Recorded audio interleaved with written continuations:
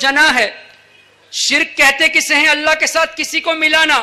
اگر میلاد کرنا یا کسی نبی کا ولادت کا ذکر کرنا، ان کی ولادت منانا، یہ شرک ہوتا تو ان کے حساب سے اللہ پیدا ہوا. ایسوسیٹ کرنے کو شرک کہتے ہیں نا، کسی کو اللہ کے ساتھ ملانا. تو میلاد یعنی پیدائش کا ذکر کرنا شرک کی طرف لے جاتا ہے. تو اس کے مطابق اللہ پیدا ہوا تھا تبھی تو برابری ہوئی. سمجھ میں آئی بات؟ اللہ پیدا ہوا ان کے حساب سے تبھی برابری آئی. سبحان اللہ. تو یہ شرک کا لفظ بولتے ہیں لیکن اس کا معنی نہیں سمجھتے. ان کے حساب سے یہ شرک ہے. تو کرنے والا، میلاد کرنے والا مشرک ہوا. تو مشرک کی کوئی تعریف کرے گا؟ کوئی مشرک اگر ہوا تو اس کی کوئی تعریف کرے گا کہ فلانا بہت اچھا آدمی تھا، میں نے اس سے بہت کچھ سیکھا، بہت بہترین آدمی تھا، اللہ اس کے درجات کو بلند کرے، واہ واہ کیا شخص تھا وہ، میرے استاذ بھی وہ رہ چکا ہے، میں نے اس سے کئی چیزیں حاصل کی ہیں. ایسی تعریف اس نے اپنے استاذ کی ہے. کون؟ ڈاکٹر احمد دیدات. اور احمد دیدات وہ یہ کہتے ہیں، ان کو جب سوال ہوا میلاد کرنا کیسا ہے تو ان کا جواب سنیے.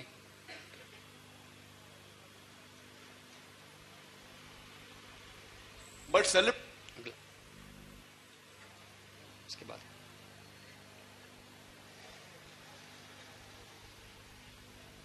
وہ الگ سے ویڈیو بھی ہے نا، اس کی آ جائے گی. ٹھیک ہے، جلدی نہیں ہے نا آپ لوگوں کو؟ پیچھے پیچھے شاید یہی ہوگا.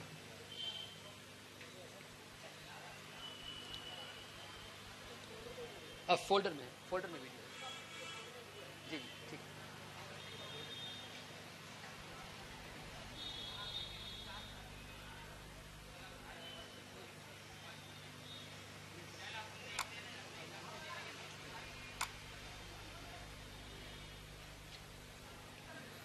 چلو ٹھیک ہے. شیطان بیچ میں ذرا گڑبڑی کرتا ہے نا، عقیدے کی بات ہے نا. وہ چاہے گا تو نہیں کہ اپنے استاذوں کی برائی کرے، اپنے شاگردوں کی برائی کرے.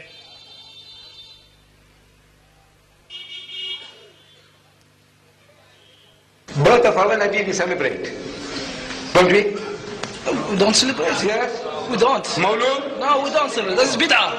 This is bid'ah. We don't celebrate. You are. Neither the Prophet Muhammad in his life nor the companion has been celebrated this.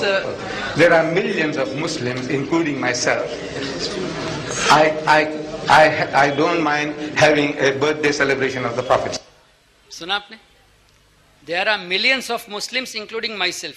کروڑوں لوگ ہیں جو میلاد کو جائز سمجھتے ہیں. میں بھی انہی میں سے ہوں. میں بھی اسی کا قائل ہوں کہ میلاد کرنا کوئی منع نہیں بلکہ یہ اچھا کام ہے.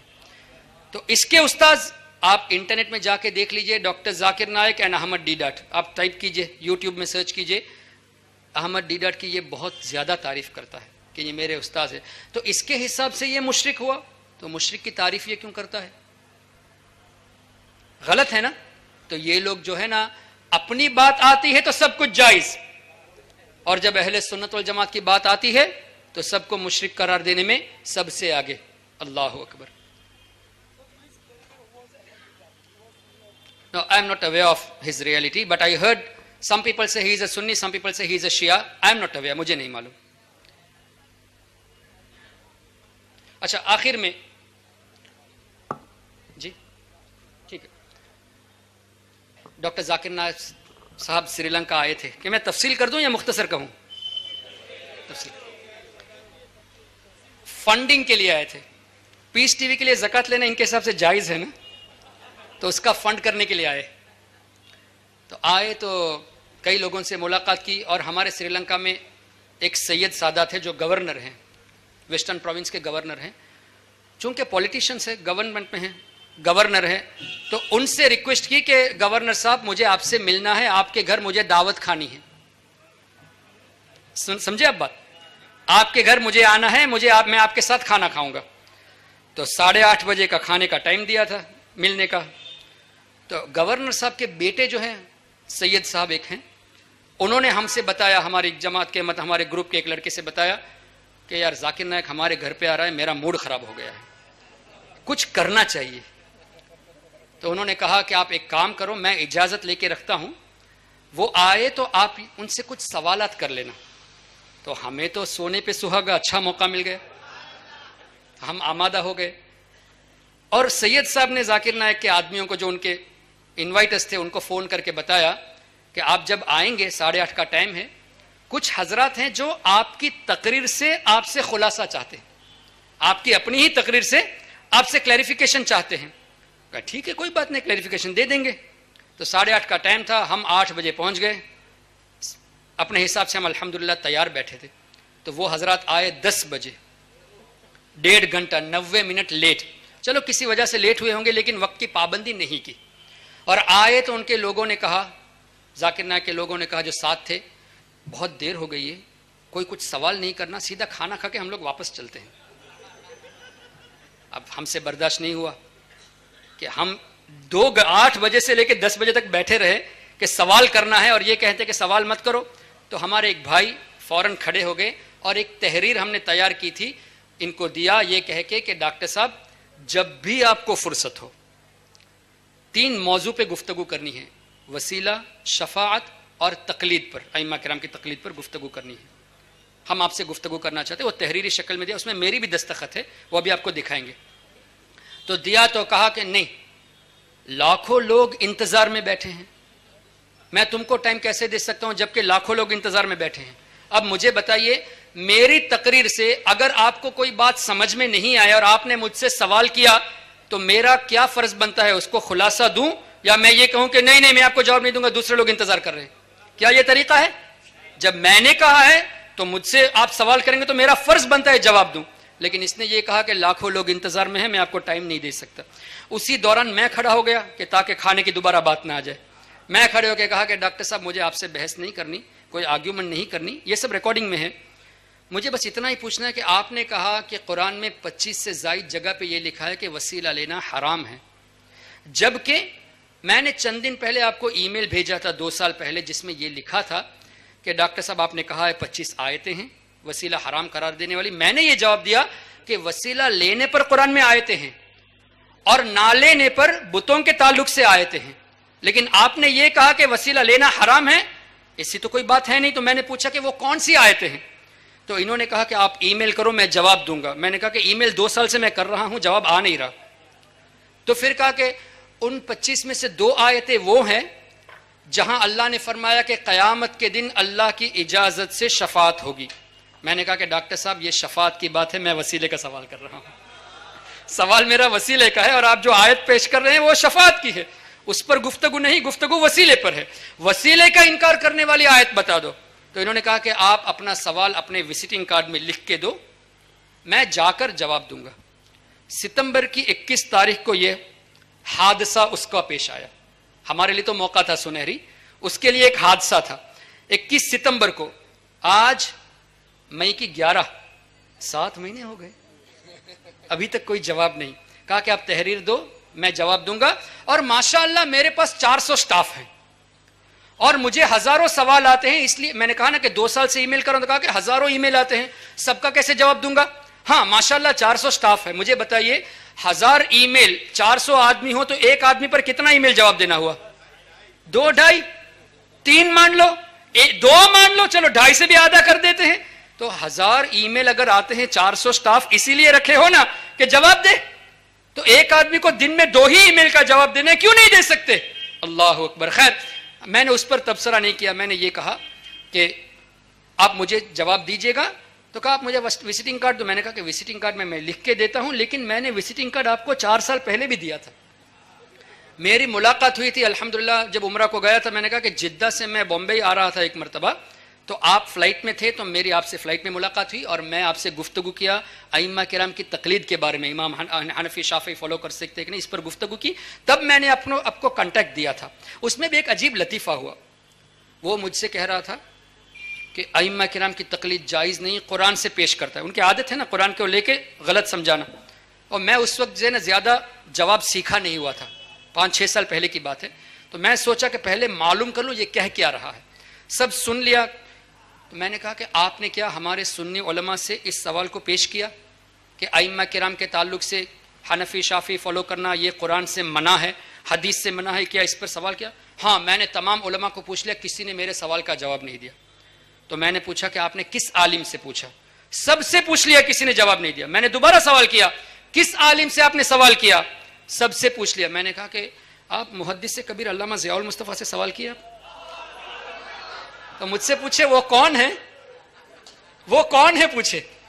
میں نے کہا کہ حضور مفتی محمد اختر رضا خان صاحب سے آپ نے سوال کیا؟ وہ کون ہے؟ میں نے کہا مفتی مجیب اشرف صاحب نے آپ سوال کیا؟ تو نہیں.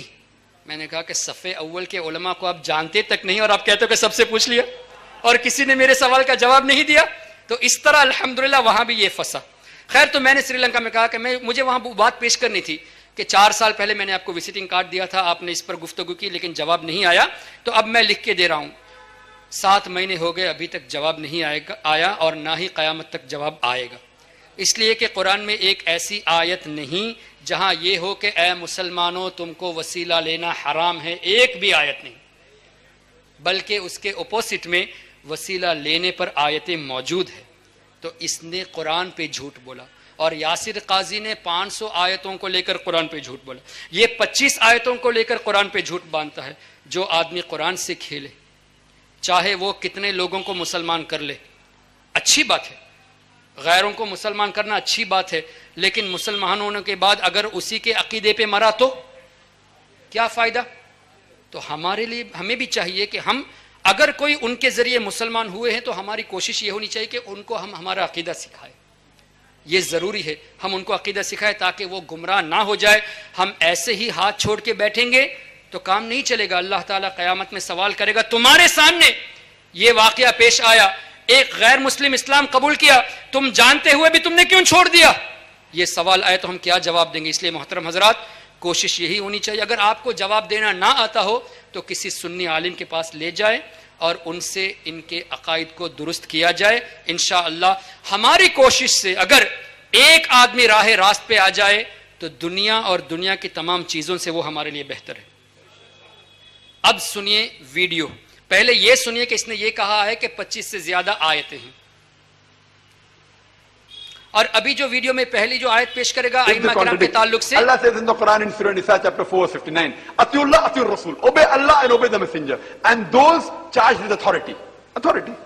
But does not end there, it continues. But those with authority, if they differ, go back to Allah and His Rasul. So when you find contradicting answers between 2 sheikhs and 2 scholars, ask them for proof and check up. The Quran says in no less than 25 places in Surah Baqarah and Surah Imran, several places that wasila shifa is haram. 25 places. سن لیا, 25 سے زائد مقام پہ اللہ نے فرمایا کہ وسیلہ شفا حرام. کہنا چاہتا تھا شفاعت, لیکن لفظ شفاعت زبان پہ نہیں آئے, شفا آ گیا. اب شفاعت تو سرکار صلی اللہ علیہ وسلم نے فرمایا نا کہ شفاعتی یوم القیامت حق. اعلیٰ حضرت نے اس حدیث کو پیش کیا ہے, نقل فرمایا اپنی کتاب میں, شفاعتی یوم القیامت حق, قیامت کے روز میری شفاعت حق ہے. فمن لم یؤمن بها لم یکن من اہلها, جس کو میری شفاعت پر ایمان نہیں اس کو میری شفاعت نہیں ملے گی. شفاعتی یوم القیامت حق فمن لم یؤمن بها لم یکن من اہلها, میری شفاعت حق ہے, جو اس پر ایمان رکھے گا اسی کو ہے, جو نہیں رکھے گا اس کو شفاعت نہیں ہے. تو اللہ نے ایسے دلوں میں مہر لگا دی ہے کہ لفظ شفاعت بھی زبان پہ نہیں آتا.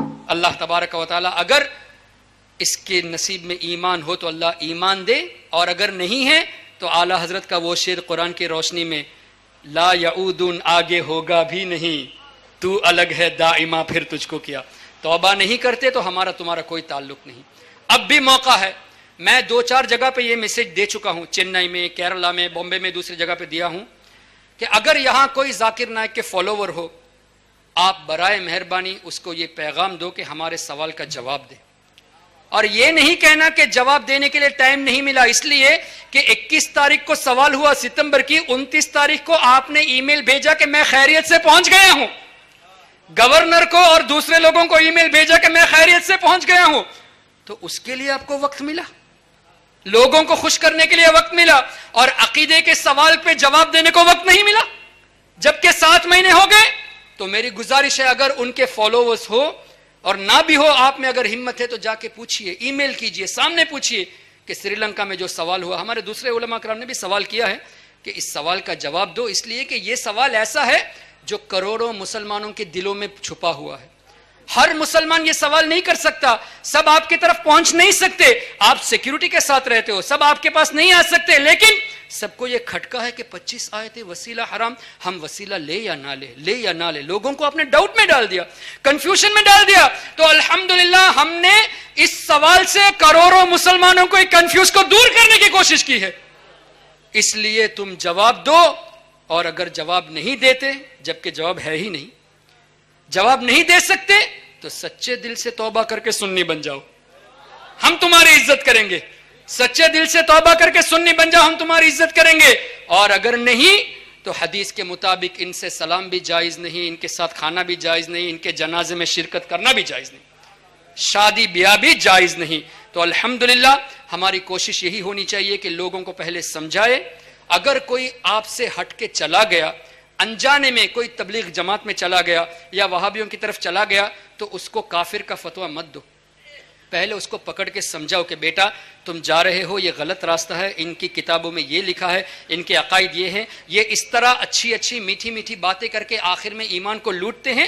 پہلے سمجھانے کی کوشش کرو، یہ ہمارا فرض بنتا ہے. یہ نہیں کہ بیچارہ انجانے میں گیا، 3 دن کے لیے ہم نے کہا کہ تم کافر، تم سے سلام جائز نہیں. یہ کہاں کا طریقہ ہے؟ یہ ٹھیک نہیں ہے. سب سے پہلے دعوت دے، سمجھائے. اللہ نے آپ کو عقل عطا کی ہے، اپنے عقل کو صحیح طریقے پہ استعمال کر کے سمجھانے کی کوشش کیجئے. ہاں سمجھانے کے باوجود اگر وہ نہیں سمجھتا، وہ اسی ضد میں ہے کہ ان کی گستاخیاں صحیح ہے اور اس گستاخی کو مانتا ہے، تو ان سے دور رہنا ضروری ہے. اس لیے کہ جو ان کے کفر پہ شک کرے وہ بھی کافر ہے. اب یہ ویڈیو دیکھ لیجئے. اللہ تبارک و تعالی ہم تماموں کے عقیدہ و ایمان کی حفاظت فرمائے. وآخر دعوانا الحمدللہ رب العالمین والسلام علیکم.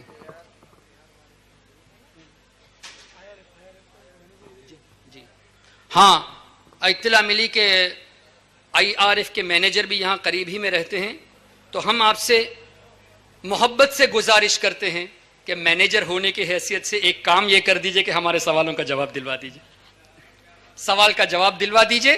لیکن ہم یہ بھی کہہ دیتے ہیں کہ ہم یقین کے ساتھ پتھر کی لکیر بنا کر کہتے ہیں کہ سوال کا جواب آپ کے پاس نہیں ہے. اس لیے برائے مہربانی لوگوں کو گمراہ مت کرو، سنیوں کے دلوں سے عشق مصطفیٰ ہٹانے کی کوشش مت کرو، اولیاء کرام کی محبت ہٹانے کی کوشش مت کرو. یہی محبت ہے جو نجات کا ذریعہ بنے گی انشاءاللہ العزیز. ٹھیک ہے ویڈیو دکھا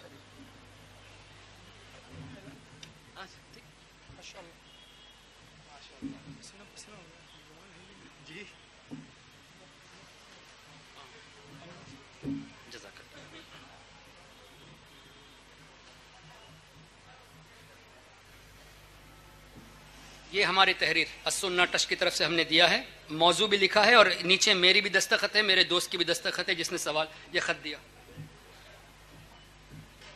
لوگوں کی گزارش ہے کہ ایک منقبت اور آپ پڑھ دیں. ارے ٹائم نہیں ہو گیا زیادہ، ہمارا کوئی ٹائم لمٹ نہیں ہے.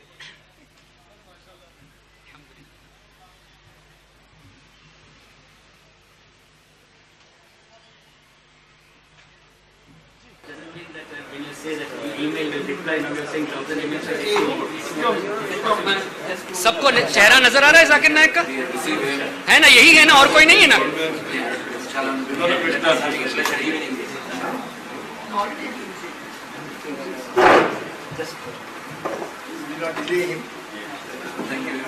یہ خط دے رہے ہیں، ڈسکشن لیٹر. اور یہ میں اب کھڑا ہو رہا ہوں. The thing is, doctor, the email which I sent you, so that when it comes to you, you can give a response. I heard one of your... Because there are 1,000 emails. If I start replying to emails, 1000 email ہے. then I won't be able to do my work. Yes. So we have 400 staff, mashallah. 400 staff میرے پاس ہے. Actually, doctor, in one of your lectures, you have said that there are 25 verses of Quran rejecting wasila. So you should ask Allah directly. Yes. So what I said was, in the email what I wrote, that all those 25 verses which you have referred, first of all, in that lecture you have not referred to the verses particularly. So I replied, there are verses related to kuffar also, not to seek wasila. And for the Muslims to seek wasila, there are some verses. So for that I didn't get any reply. So, simple question is, what are those 25 verses of Quran which rejects wasila for the believers to seek wasila? I'll send it to you. In your card. Sure. Even 4 years before I met in you, And out of 25 verses, 2 verses says, Shafaat wali. whom Allah gives the permission on the day of judgment. So that is not wasila, sir. That is about shafaat. I am talking about wasila because you referred to the wasila, sir. And when you said about the card, I gave you 4 years back when I met you in flight from Jeddah to Bombay. You said you will reply, but that was also not answered. So I was just wondering, when you are coming, I can talk to you directly and get information. I hope I will get a reply. I don't remember when you said, but yeah. At that time I spoke to you about following 4 imams. Yeah, my email is there. Behind the question, sir. Yes. Verse of the Quran. What are the 25 verses of Quran which says Muslims cannot seek wasila? Clear, yeah? What are those 25 verses of Quran which rejects wasila for the believers? वो कौन सी 25 आयत है जो मुसलमान को वसीला इनकार करती है? And that's all from my side. Also, doctor, the letter which I have given you is a request, just a humble request, whether you can go through it and give us the time and a date when you are free to have a discussion. But I have already 100,000 people in the queue. No problem. No problem. If you have to wait in the queue, I won't give that long. Okay. I cannot give you time to give it. Because you fail to realize there are hundreds of thousands of people asking questions and all. And you are not the only one. Anyhow, this is out of your lecture, so you can have it. Answer 125, but you cannot give on replying everything. खैर, एक और बात कहना मैं भूल गया. ये जब रिकॉर्डिंग हो गई तो इससे पहले कहा कि ये गुफ्तगू जो हो रही है इसको रिकॉर्ड मत करना. तो हमारे लड़के 3 जगह से 3 मोबाइल लेके बैठे थे. पहले से प्लान तो था ना हमारा, सवाल तो करना है और दुनिया को दिखाना है हकीकत क्या है. तो हमने चुपके से वो निकाल तो लिया. जब इनको पता चला कि मोबाइल से वीडियो निकाल लिया है तो जब खाना खा के वापस गए तो फ़ोन आ रहा है कि लड़कों से कहना कि वीडियो को यूट्यूब में अपलोड ना करें. तो हम कुछ जवाब नहीं दिए. हमको मैसेज मिला कि यूट्यूब को अपलोड नहीं करना, इन्होंने मना किया. 23 तारीख को जब ये वापस हुए तो हमने अपलोड कर दिया. आज तकरीबन 85,000 लोग इंटरनेट में उसको देखे हैं और उस वीडियो को कई लोगों ने कॉपी करके दूसरे अपने अकाउंट से भी अपलोड किया है. कई जगह पे अपलोड हो चुका है.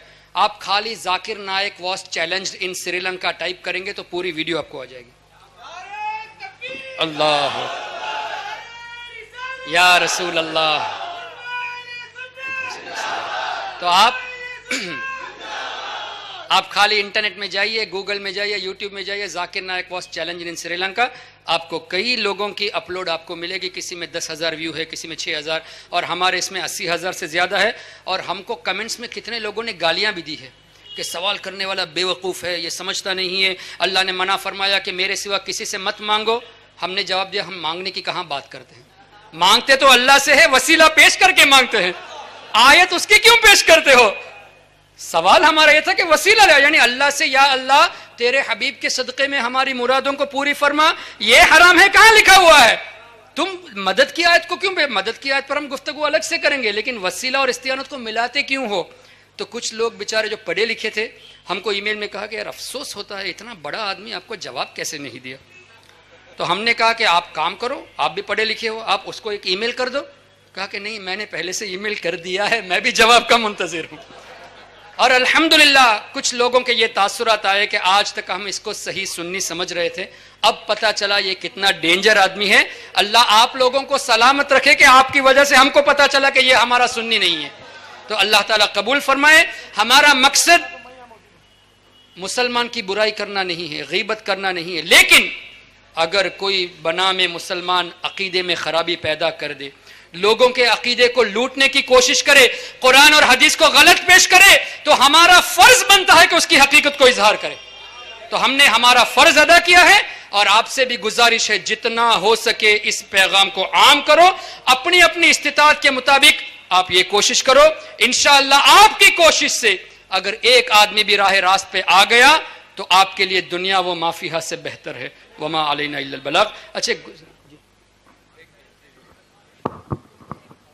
हाँ, मैं तो चैलेंज कर चुका. अभी आपके साथ फारूक भाई भी है, इन्होंने भी चैलेंज कर लिया है, गालिबन कई उलमा ने किया है, और आप भी आगे कर सकते हैं. اور یقیناً کریں، اپنے بچوں کو، اپنے احباب کو اس حقیقت سے آگاہ کیجئے. صرف ذاکر نائک نہیں، ایسے جتنے وہابی جیسے میں نے دکھایا ایسے کئی لوگ ہیں جو اس طرح ایمان لوٹنے کی کوشش کرتے ہیں. سب کو آگاہ ضرور کریں اور سب کے ایمان کے بچانے کی کوشش کیجئے. خیر حضرت تو کل تشریف لے جا رہے ہیں، میں کل بھی ہوں، 2 تاریخ کو بھی ہوں، 24 کو بھی ہوں، 25 کو بھی ہوں، ہندوستان میں ہی ہوں، بامبے کے قریب ہوں، جب چاہے بلا لے، جب چاہیں اپنی ٹکٹ پہ آؤں گا انشاءاللہ. چلیے